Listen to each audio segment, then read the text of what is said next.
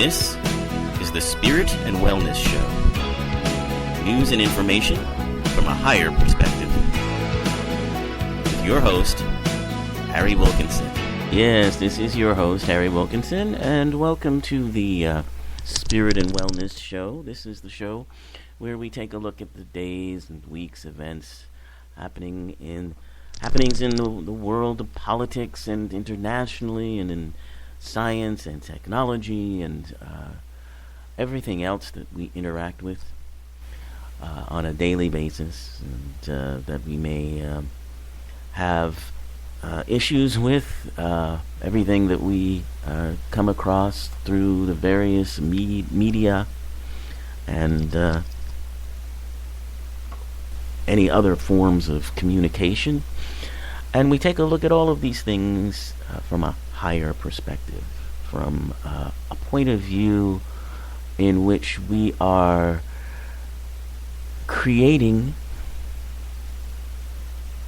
what we are seeing, where this is, I guess you could call it a story or a holographic game, or there are different ways of looking at it.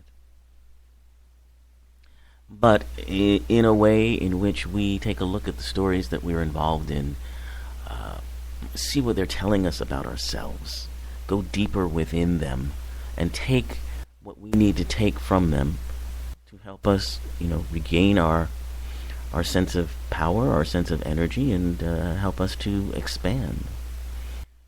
Because that's really what it's all about. A great example of that is, what we're seeing in so many ways being expressed by a variety of different people. The activism, I guess we can call it activism, but it's more than that. It is people really finding a voice and making choices to say, this is what I believe is right, this is what I want to do. And this is coming out of reaction to our new president and our the new administration. And as we talked about last week in last week's show, embracing the chaos that's and it's not just coming out of the White House, although that is a very potent example of it, but there's quite a bit of it around the world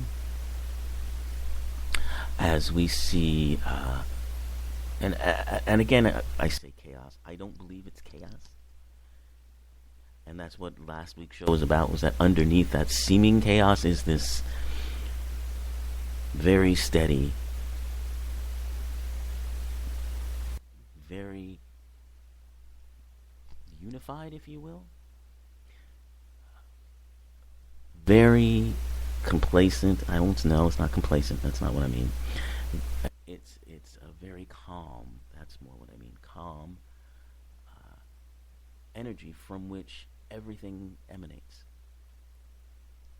from which our stories are being told, from which the things we desire to experience for whatever need we have to experience them are coming from. And when you get to that sense, that center, I feel like it is who and what we really are. I feel like that is the divine mind that I talk about a lot. But people have different terms or different ways of thinking of it. But when you get into meditation, that's what it's all about. That's what you get to. Bottom line, that's what's really there. So though things look chaotic, it's you can know that it's really not, and it can motivate you to do and experience things that you want to do and you want to experience that are important for perhaps your life story, your development, your evolution as a being, and part and parcel of why you emanated here to begin with. So it's it's a fascinating process that really I find empowering to look at the world, look at the stories, look at the news from that angle. That's what I try to do on this show. And as I said, we're seeing all kinds of happenings in the world that may push some buttons, may motivate other people to do different things. There's an awareness of changes that are happening, of a rise of fear, which is really what this is. When we hear these stories about attacks on Muslims or on refugees, attempts to keep people out of the country. All of these things are very fear-based. And we begin to recognize them as such. And we begin to understand that that's, where they come from. They come from fears that are being, rising to the surface. So the question then becomes, what do you do with fear? How do you dispel it? And that's a tough one.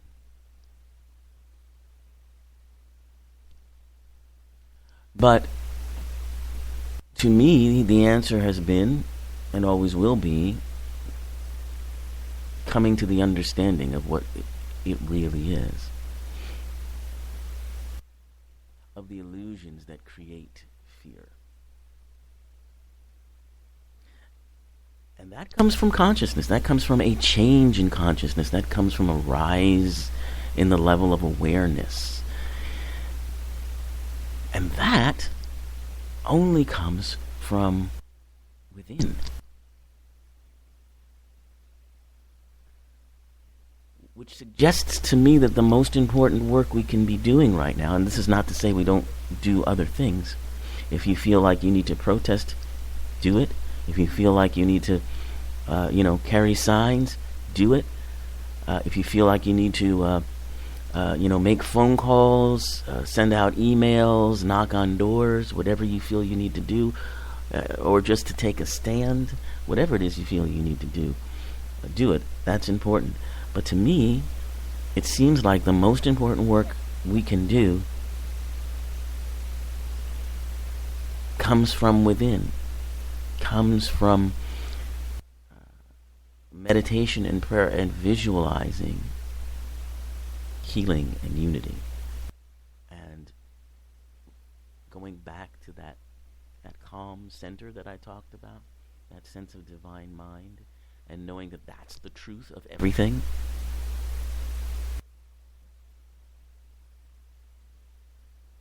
That, I think, is the most important work we can do. But as I say, that's not to, put aside anything else that anyone feels motivated to do. For instance, and here's a good for instance I found. There's an article it's in several, there's in the Huffington Post, it's also on BBC.com, it's also in the Daily News, but apparently worldwide, I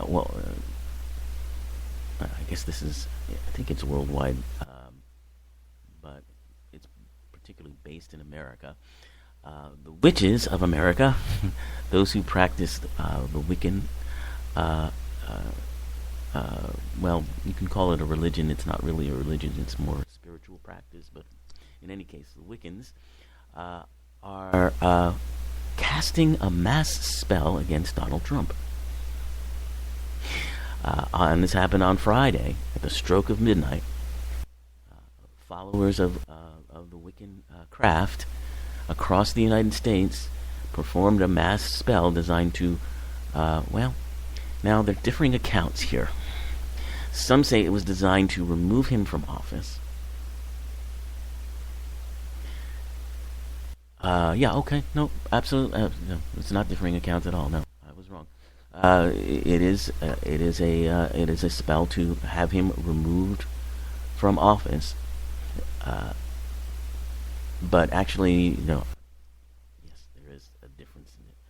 It's a binding ritual to prevent him from causing harm until such time as he is removed from office. So the spell is not to remove him from office. The spell is to keep him from blowing up the world until he is removed from office, whenever that happens to be. um, and the hashtag for this, and you can find it apparently on Facebook, it's hashtag Magic Resistance. Magic Resistance. And of course, conservative Christians furious about this, just furious about this, as you can well imagine. So there's been a number of different versions, apparently, on different witchcraft groups on their websites.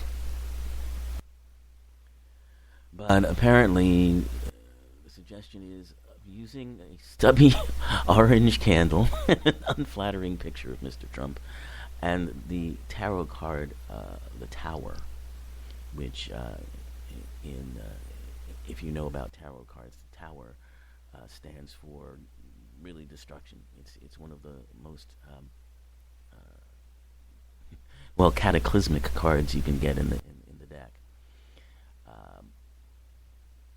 Now, followers of magic are told to carve the president's name into the candle using a pin, recite an incantation, and then burn his picture in the flame. And the plea is to Wiccan deities to bind Donald J. Trump so that his malignant works may fail utterly, and that he shall not break our polity, usurp our liberty, or fill our minds with hate, confusion, fear, or despair. Well, it seems like he may have already done that. But the spell apparently goes out to Trump supporters as well, asking that their malicious tongues be curbed. And then the closing line suggestion for it is the words "You're fired," which of course comes from his stint as the host of The Apprentice. That was his catchphrase, what he used, in episodes where he was getting rid of contestants or whatever. Now, in order to work, the spell has to be performed on the waning crescent moon. So that's why last Friday, this just past Friday, was used, because we had a waning crescent moon at that point. And so the next one will come at the end of March, because waning crescent moons tend to happen at the end of the month. So March 26th is the next one, and then the end of April and end of May, and so on. So they're going to keep casting this spell until Trump leaves office. So there's a writer here. His name is Michael Hughes, and he writes about the paranormal, and he talks about this spell and explains what a binding spell is and how it's different from, say, a curse or a hex. It's meant to restrain and not harm. And he says he sees it as self-defense. So this writer, apparently, it's he who heard about the two different. So that's why there's these conflicting reports. There's actually two different witch groups planning the spells, and they are doing them slightly differently. And he's just taken that and brought it to a wider audience. So it's on the Huffington Post, it's on BBC News.